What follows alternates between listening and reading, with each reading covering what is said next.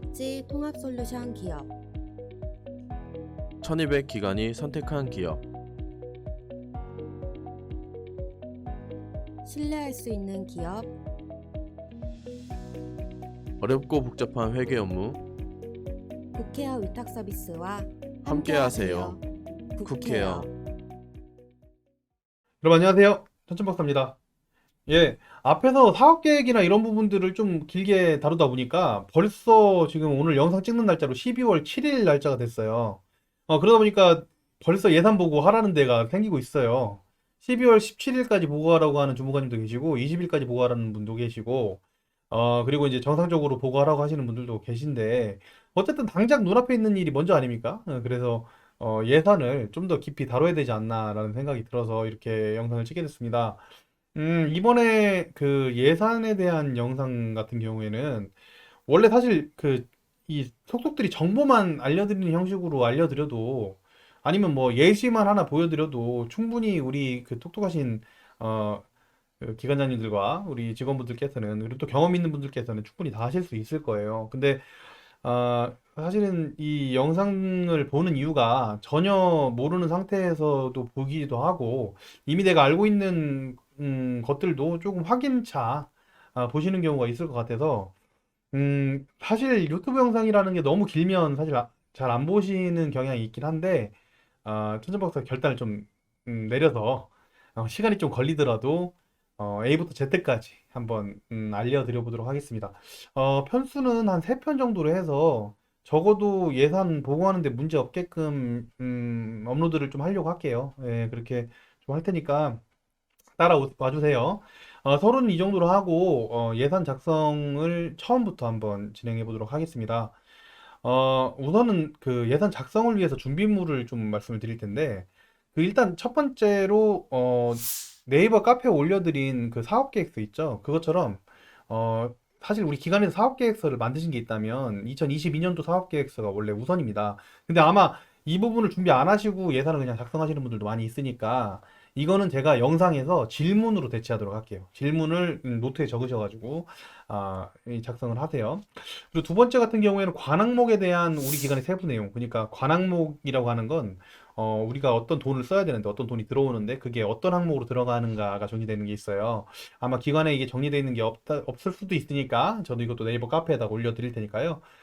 우리 기관에 맞게끔 조정해서 사용하세요.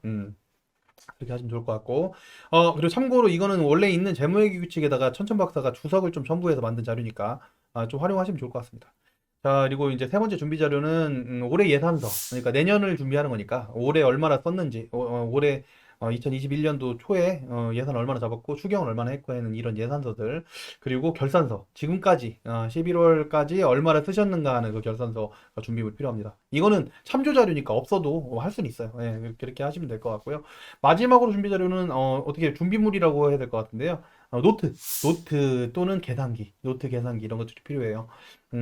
저 같은 경우에는 노트 계산기를 여러분들한테 보여드리기 위해서 컴퓨터에서 하니까요. 컴퓨터 뭐 한글 파일이나 아니면 이 계산기로 사용하셔도 됩니다. 자, 따라와 주세요. 여러 번 보셔도 괜찮습니다. 여러 번 보셔서 진행을 하셔도 되니까 한번 최대한 많이 한번 얻어 가셨으면 좋겠네요. 일단 질문 먼저 하기로 했죠. 우리가 원래 사업계획서를 가지고 있으면 그거 보고서 하면 되는데 일단 안 쓰신 분들이 계시니까 일단 질문답으로 시작합니다. 첫 번째 질문. 자, 우리 기관은 어떤 사업을 하고 있습니까? 방문 요양만 하시는 분도 있고, 주간보호 하시는 분도 있고, 뭐 방문 목욕 하시는 분도 있고, 요양원 공동생활 가정 하시는 분들도 있고, 뭐 복지용 하시는 분들도 있는데요. 일단은 그 각각 복수로 대답을 해주세요. 어떤 사업을 하는지, 우리 기관이 하는 사업들. 이 사업들의 복수로 대답을 하셨다면, 이 영상을 하나의 사업을 가지고 먼저 사업 그 예산을 작성하시고, 그 다음에 각각 사업들을 다 각각 작성을 하셔야 됩니다. 그리고 두 번째 질문입니다. 예, 다 노트하고 계시죠? 노트하세요. 현재 정원은 얼마입니까? 예, 그리고 현재 우리 이용 인원, 현원은 어떻게 되십니까? 예, 현재 기준이에요. 지금 저는 2021년 12월 7일 기준으로 대답하고요. 저희는 91명 정원으로 적겠습니다. 91명 정원으로 현원은 70명입니다. 네. 정원이 없는 경우도 있죠. 방문 요양 목욕 같이. 정원이 없는 경우는 정원은 적지 마시고 현재 이용 인원이 얼마나 되시는지 적어주시기 바랍니다. 세 번째 질문입니다. 수급자 등급별로 인원수가 어떻게 됩니까? 이건 아마 찾아보셔야 될 거예요. 우리 어르신들 등급별로 몇 분 정도 되냐라고 물어본 거예요. 그래서 저 같은 경우에 현재 현원입니다. 2등급 2분, 3등급 34명, 그다음에 4등급 30명, 5등급 4명으로 적었습니다. 예, 우리 기간에 맞게끔 적어주세요. 예, 따라 하는 거니까 한번 따라가 보세요. 자, 그 우리 기간의 등급별 인원수 적어주세요. 저 표로 띄워드렸죠? 표로 띄워드리니까 그거 보고서 적어주시기 바랍니다. 자, 네 번째 질문. 2022년도에는 얼마나 영업을 하셔가지고 2022년도에 수급자 몇 분이 되실까요? 이미 꽉 차 있는 기간들도 있을 것이고 내년에 채워야 되는 기간들도 있을 겁니다. 그러면은 내년에는 지금보다 얼마나 더 많아질까요? 저희 같은 경우에는 공간을 최대한 활용하기 위해서 정원을 채우지 않습니다. 그래서 75명으로 5명만 추가하기로 했습니다. 우리 기간은 어떤가요? 예, 그 질문. 2022년도에는 수급자가 몇 분이 되실까요? 예, 라는 질문을 먼저 드리도록 하겠습니다. 자, 다섯 번째 질문입니다. 다섯 번째 질문. 현재 직원 수는 얼마나 됩니까? 현재 직원 수는 얼마나 되시냐?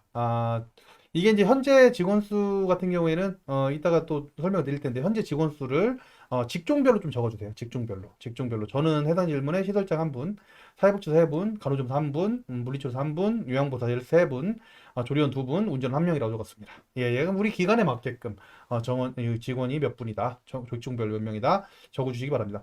사업계획서를 적어놨으면 이거 굳이 만들 필요는 없어요. 근데 아니신 분들이 계시니까 지금 예산 처음에 있어서 굉장히 중요한 질문입니다. 자, 여섯 번째 질문입니다. 직원 중에서 3년 이상 근속한 직원이 있다면 몇 명인지 적어주세요.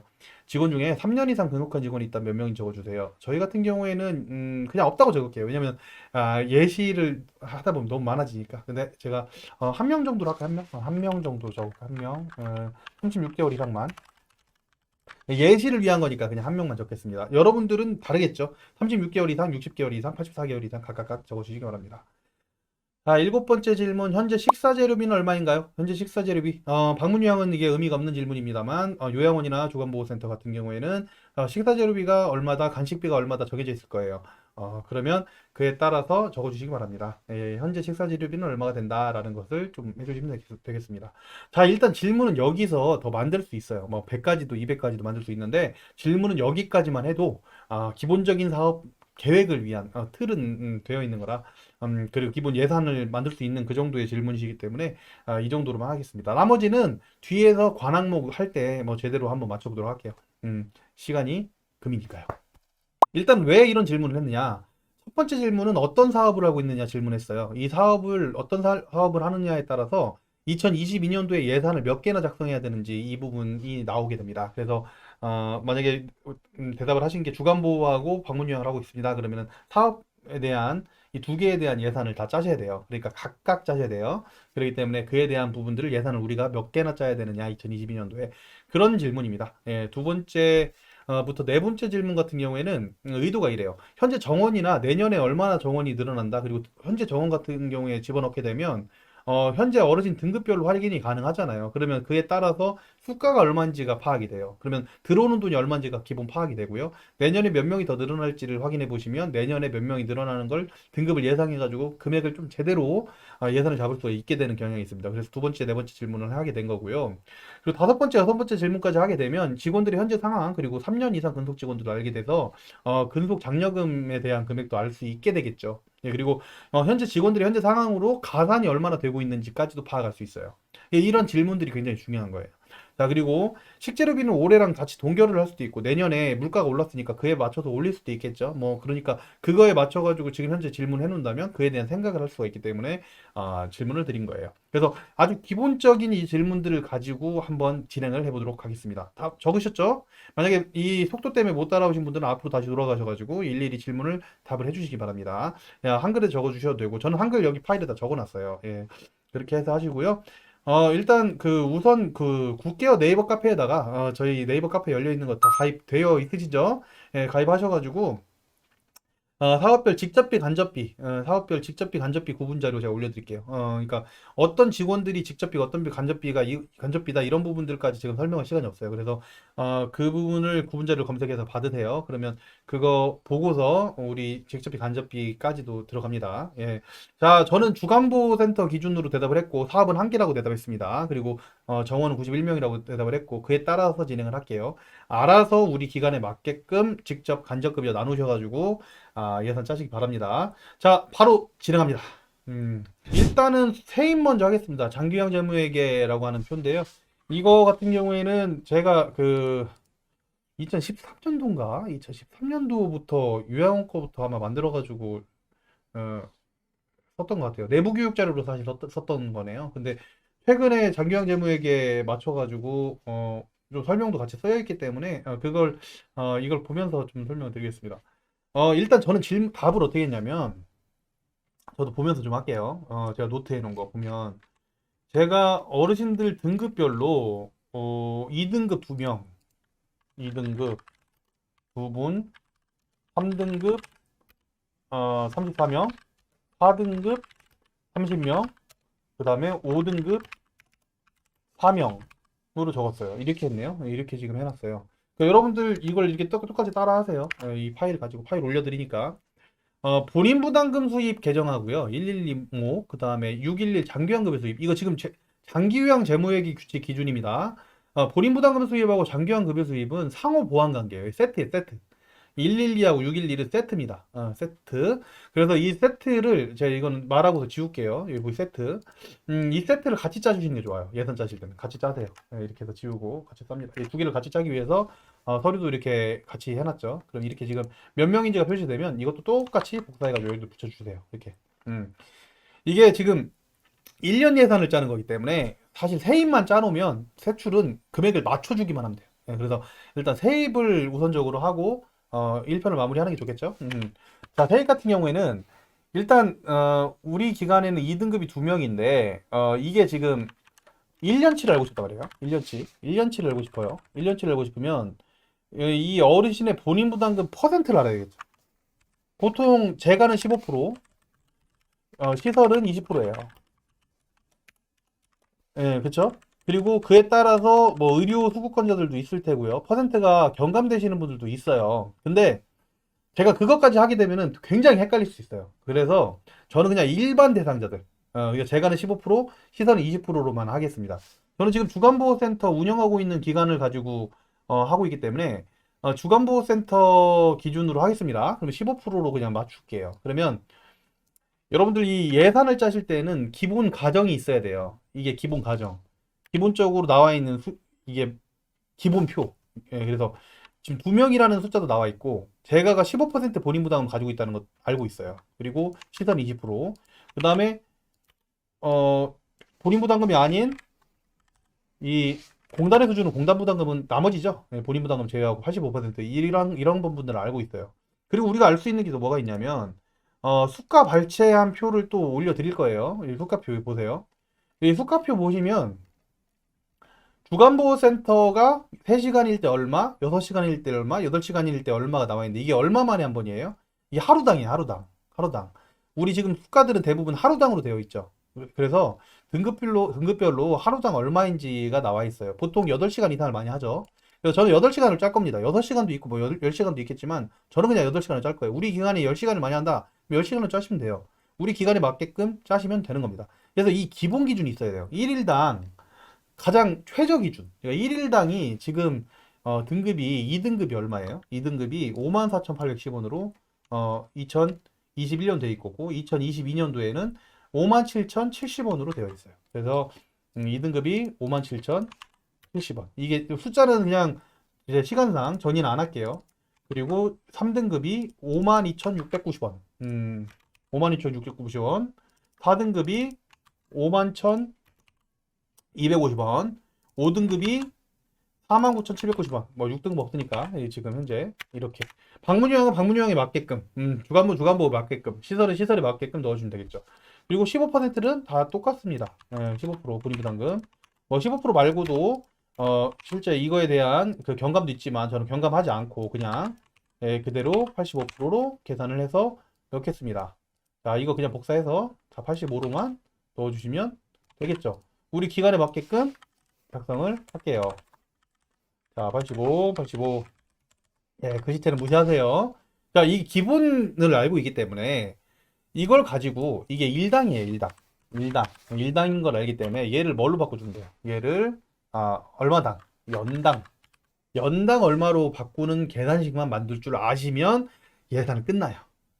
자, 그래서 해볼게요. 이거를 계산식을 만들어 보면 2등급 2명 곱하기 57,000 70원 07원 원.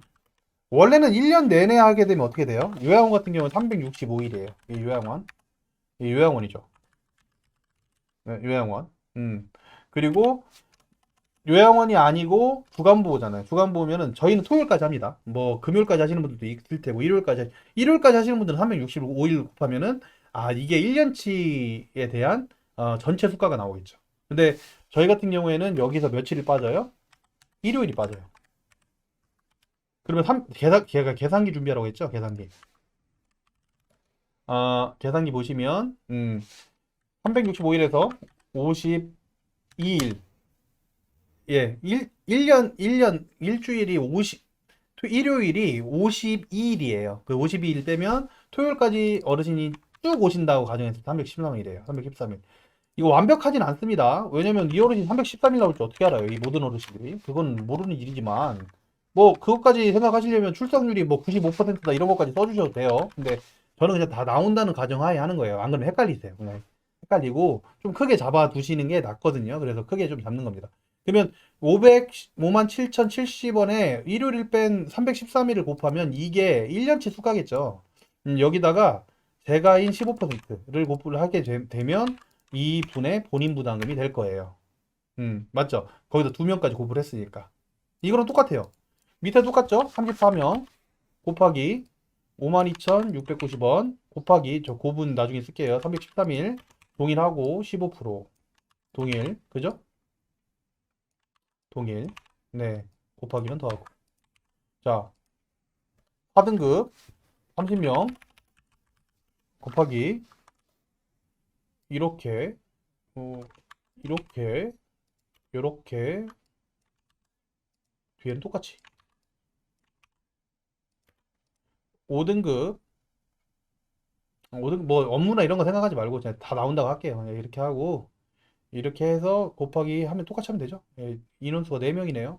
숫자만 바꾸면 되죠. 4명 금액 바꿔서 넣으면 이거 됩니다. 이래 됩니다. 자, 그러면 앞에 있는 거를 지우면 2등급 3등급 4등급 5등급 이렇게 되죠. 계산해볼까요? 제가 계산을 해놨습니다. 네, 계산을 해놨어요. 지금 보면은 이게 실제로 이 부분이 2등급, 3등급, 4등급, 5등급 인원수에 대해서 8시간 근무한 거예요. 8시간 어르신이 오신 거예요. 그래서 그거에 대한 금액을 1,000원 단위로 해가지고 반올림했습니다. 네, 1,000원 단위 반올림해서 지금 총액이 1억 7,100 이렇게 해서 이제 금액이 나왔어요.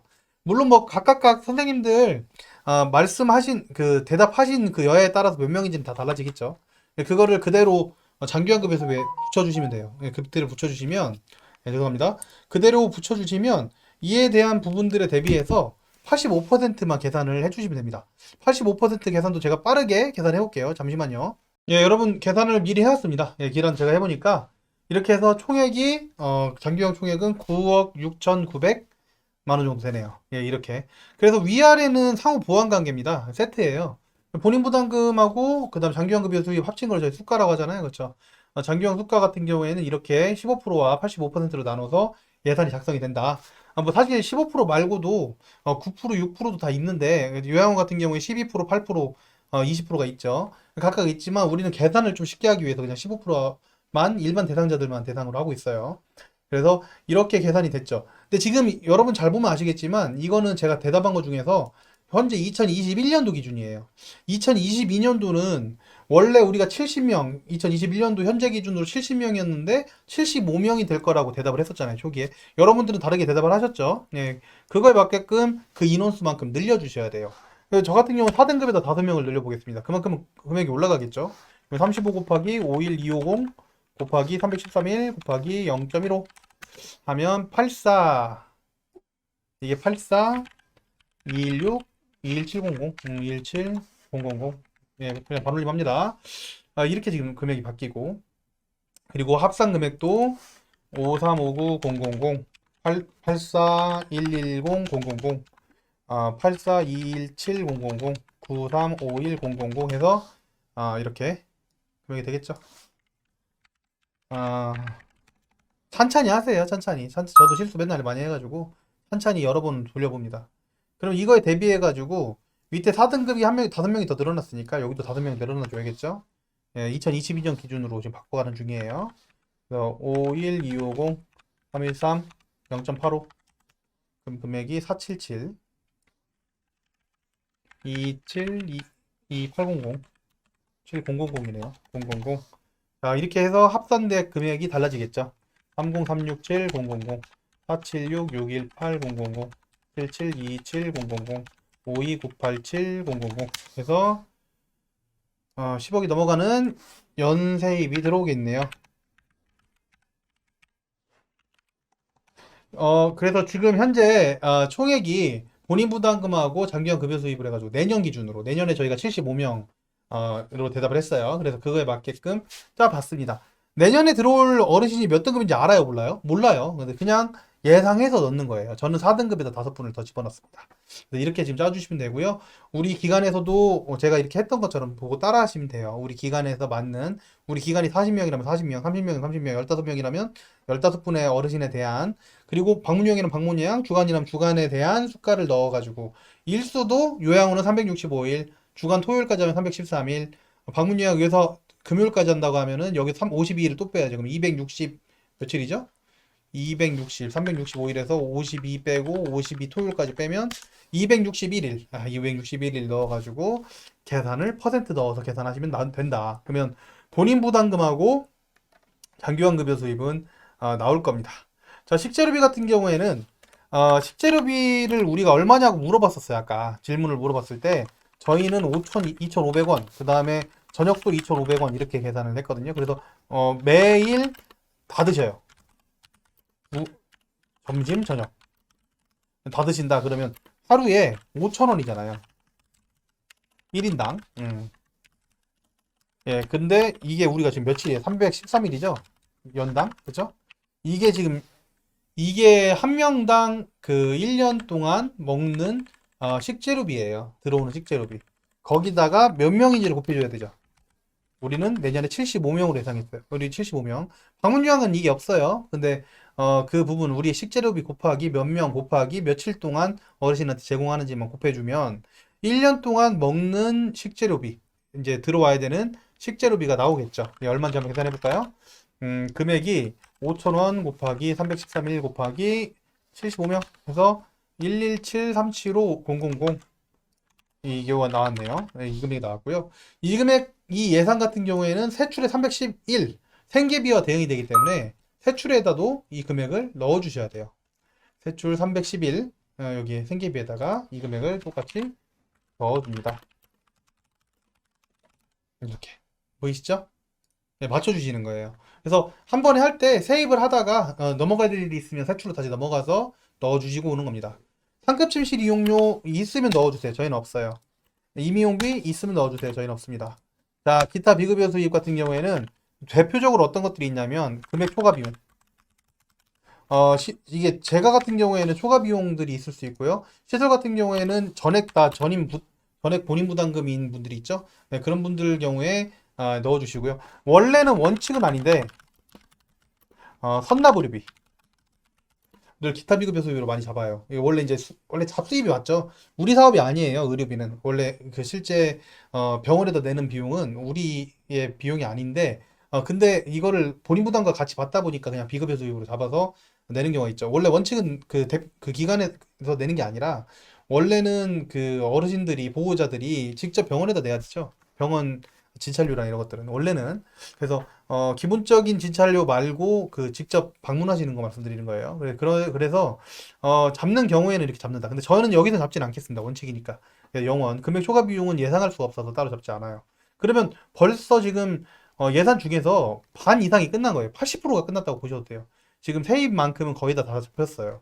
그러고 나서 이제 제일 어려운 게 뭐냐? 이 가산금이에요. 가산금 같은 경우에는 배치 가산 계산표가 좀 어려워요. 조금 어려운데 이렇게 설명드리면 좀 더 쉬울 수 있을 것 같아서 설명을 드릴게요. 일단 가산 계산식이 제가 이거는 제가 또 올려드릴게요. 이렇게 가산 금액이 해당 월 가산 기준 금액에 가산 점수의 합 나누기 어렵죠? 이거를 이렇게 생각하시면 돼요. 이게 해당 월 가산 기준 금액은요, 이 금액이에요. 85% 금액. 시설 같은 경우에는 80%. 저게 장기간 급여 수입이죠. 이 금액이 보통 저 금액, 이 금액이 이 금액이에요. 예, 가산 금액 계산하는 식은. 그리고 가산 점수의 합은 어떻게 되냐면, 제가 최초에 그 질문할 때 어떤 걸 물어봤었어요? 직원들이 몇 명이냐? 이거 물어봤었죠. 직원이 몇 명이냐? 예, 이거 물어봤었죠. 이거 대답한 이유가 여기 있어요. 제가 뭐라고 대답했었냐면, 여러분들 다 대답하실 게 있죠? 어르신 선생님들 몇 분이 계시냐고? 저 같은 경우에는 이렇게 대답했었죠. 이렇게 시설장 1명, 사회복지사 3명, 간호조무사 1명, 물리치료사 이렇게. 이게 원래 이제 필수 인력을 표시를 해보면 이 필수 인력, 그리고 사회복지사 1명은 필수, 2명은 가산. 이 필수 인력이에요. 원래 저희 같은 경우에는 각각 이 필수 인력에 대한 부분은 지금 이 자리에서 다루진 않을게요. 예, 따로 모르시면 물어보세요. 간호조무사 저희 필수 인력이에요. 그리고 물리치료사 이거 가산이 안 되는 거긴 하니까 그냥 필수로 넣을게요. 네. 되겠죠. 예, 필수가 아니니까 빼고. 예, 요양보호사가 원래는 지금 70명일 때니까 70명일 때 7명도 하면이니까 원래 10분의 선생님만 계시면 돼요. 10분. 10분만 계시면 되는데 지금 요양보호사가 13분이 계신단 말이에요. 그러면 3분이 원래 가산이에요. 근데 내년에 우리가 어르신이 75명 된다고 그랬잖아요. 75명을 7로 나눴을 때 필수 인력은 11분이에요. 11분. 이거 나눠보세요. 이렇게. 요양원 2.5 나누시면 되고요. 공동생활과정 3으로 나누시면 되고요. 네, 방문량은 1대1이죠. 네, 이렇게 해서 하시면 되고요. 저희 같은 경우에는 11명이 내년에 필요한데 11명은 필수고 2명이 가산이네요. 네. 이렇게. 11명은 지금 요양보호사가 필수예요. 그리고 조리원 중에 한 분은 기본이고, 근데 기본이에요. 어쨌든 이분도. 예. 한 분은 그냥 아르바이트. 운전은 한 분도 기본이에요. 그럼 지금 가산되는 인력이, 이걸 아셔야 돼요. 원래 그 공단에 보면은 가산 점수가 몇 점인지 나오니까, 그걸 보고 하셔도 되고요. 내년에 그 우리가 인원수가 늘어나잖아요. 늘어났을 때 직원을 몇 명 뽑을 것인가를 미리 예상을 하셔야 되는데, 저는 지금 더 뽑지 않는 선에서 한번 그냥 해볼게요. 그러면, 가산되는 게 사회복지사 2명이 가산되니까 2.8점. 물리치료사가 1.4점. 그리고 요양보호사가 1.2점씩 2.4점이 가산됩니다. 이거는 가산 된다고 치고, 예, 안 되는데 원래 가산, 예, 된다고 치고 넣을게요. 그러면 2.8 더하기 1.4 더하기 2.4에서 저희는 6.6점 가산받고 있습니다. 이거는 이 가산 점수의 합은 기간마다 달라요. 6.6점. 그리고 내년에 60% 점수는 75명이라고 대답했어요. 서비스 유형 점수는 그 요양원은 1점, 그 다음에 방문 요양은 1.8점, 그 다음에 주간보호는 1.5점입니다. 주간보호를 했으니까 이렇게 계산해서 가산 금액이 나와요. 가산 금액은 1037 199 000에 6.6 나누기 75명 곱하기 1.5점 해서 저희는 1년 가산 금액이 내년에 136 910 원이 되겠습니다. 여러분 가산 금액은 어쨌든 우리 기간에 맞게끔 계산을 해 주셨고, 그 다음에 이제 하나, 그 장기 근속장려금 우리가 질문했었죠. 장기 근속장려금 같은 경우에는 저희는 그냥 36개월 한 분 계신다고 했어요. 그러면 그 인원수 다른 거에 따라서 여기 표를 보시고 계산을 해 주시고요. 저희는 한 명이니까, 예. 한 명, 12개월간, 한 달에 6만원씩. 만약에 인원수가 많으면 인원씩 맞게끔 해주시면 돼요. 그러면, 6, 20에 72만원인가요?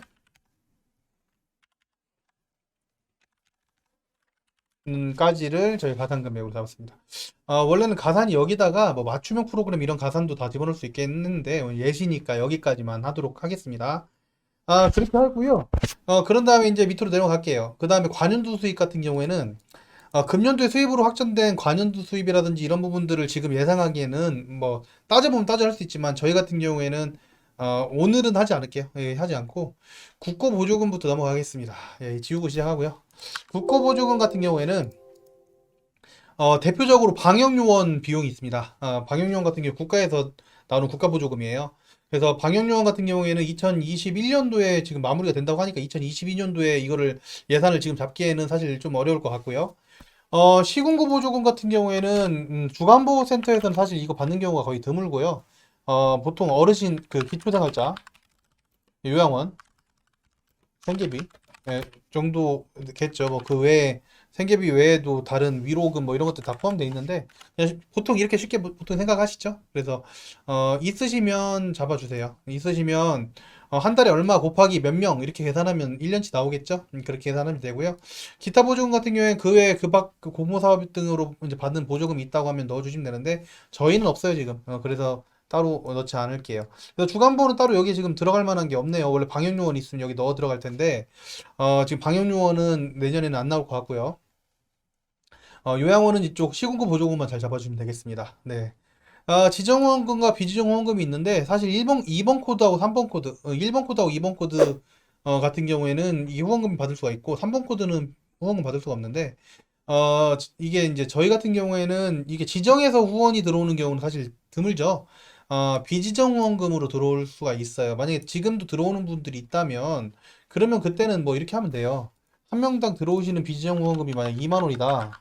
네, 그러면 2만 원에 뭐 몇 명이 10명이 들어온다. 이렇게 해서 12개월 뭐 이렇게 계산하시면 돼요. 근데 저희 같은 경우에 지금 후원이 없어요. 그래서 이건 영원을 했고 예시로만 넣어두겠습니다.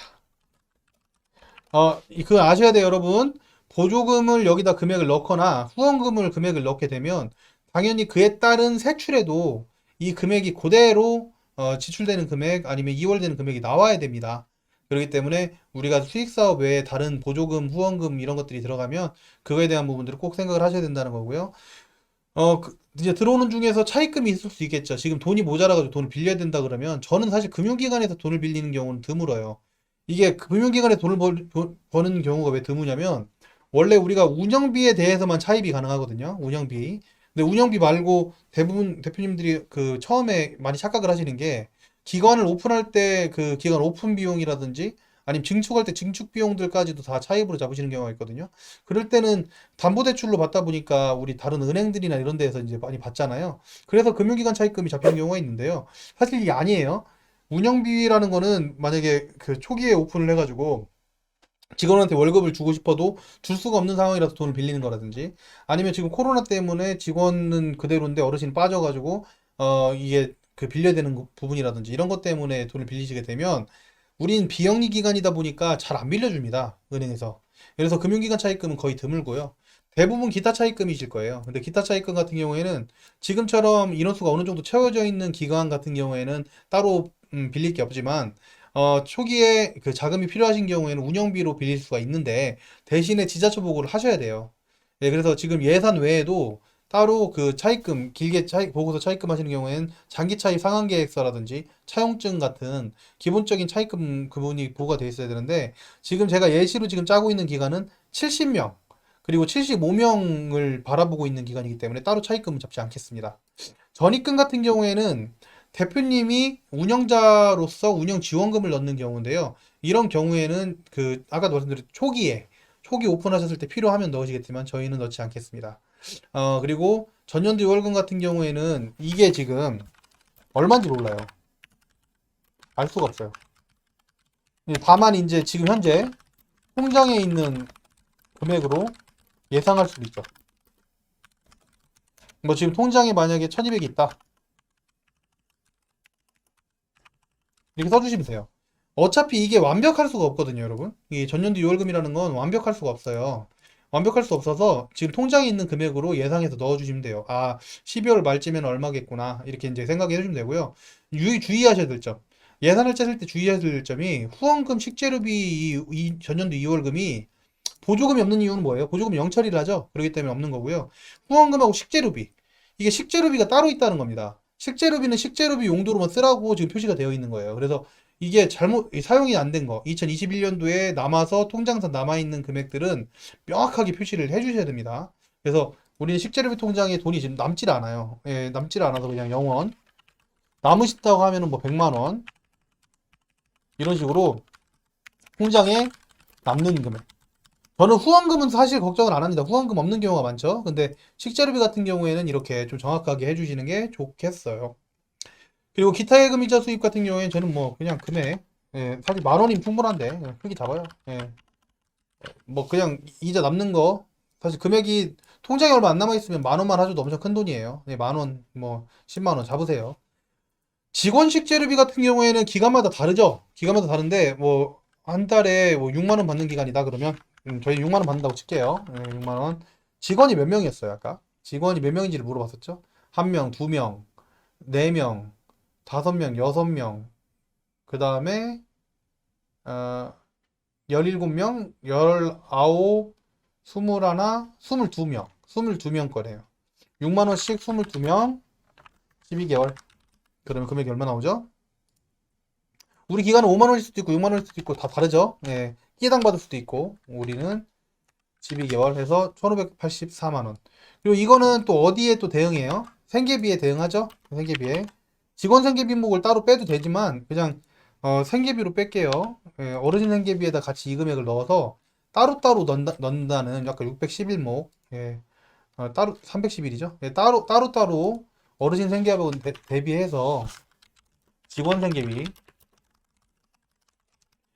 를 다 써주셔야 됩니다. 예, 그래야지 어르신 돈을 뺏어서 우리가 먹는다는 그런 오해를 받지 않아요. 그래서 그렇게 해서 예산을 잡아주시고 기타 잡수입 같은 경우에는 사실 우리는 몰라요. 이 잡수입이 얼마나 될지. 근데 대표적으로 그 많이 쓰는 기타 잡수입들이 뭐가 있냐면 이런 것들이에요. 일자리 안정자금. 이게 원래 우리 사업이 아니죠. 우리 사업이 아닌데 안정을 위해서 선지적으로 나오는 자금들. 그리고 이게 이제 한 달에 얼마씩 나오는지 지금 이미 알고 계실 거예요. 근데 저희 같은 경우에는 뭐 56만 원 나온다고 칠게요. 한 달에. 예. 그러면 곱하기 12개월 해서 나오는 돈을 넣어주시면 예산이 잡힙니다. 내년에 만약에 더 늘어나거나 줄어든다면 그거에 맞게끔 계산을 해주시면 돼요. 그래서 저 예상을 해서 전 60만 원으로 할게요. 올라갈 수도 있으니까. 네, 60만 원. 그래서 전체 총괄로 하셔도 되고요. 한 분당 얼마로 계산하셔도 돼요. 네, 저희는 들어오는 걸 예상해서 이렇게 계산을 잡겠습니다. 그리고 이제 남는 금액, 그 가산되지 아니하는 금액 같은 경우 잡수입으로 보통 많이 잡아요. 잡수입 말고 이거는 가산금에서 분리를 해서 잡을 수도 있긴 한데요. 아직 이 사회복지 정보 시스템이 그렇게 하기에는 완벽하게 되지 않아서 저희는 잡수입으로 나와요. 그래서 그 금액이 한 달에 빠지는 금액이 공단에서 계산되지 않는 금액이 한 달에 50만 원이다. 얼마인지 모르지만 그냥 이렇게 예산을 하면 12개월 해서 네, 600만 원이 잡수입으로 들어오고 그 외 잡수입이 100만 원 정도 된다. 뭐가 들어올지 모르니까. 이라고 잡아두시면 그래서 기본적인 거는 잡히시는 거예요. 그리고 운영 충당금하고 환경개선 준비금은 적립하시는 곳들은 넣어주시면 돼요.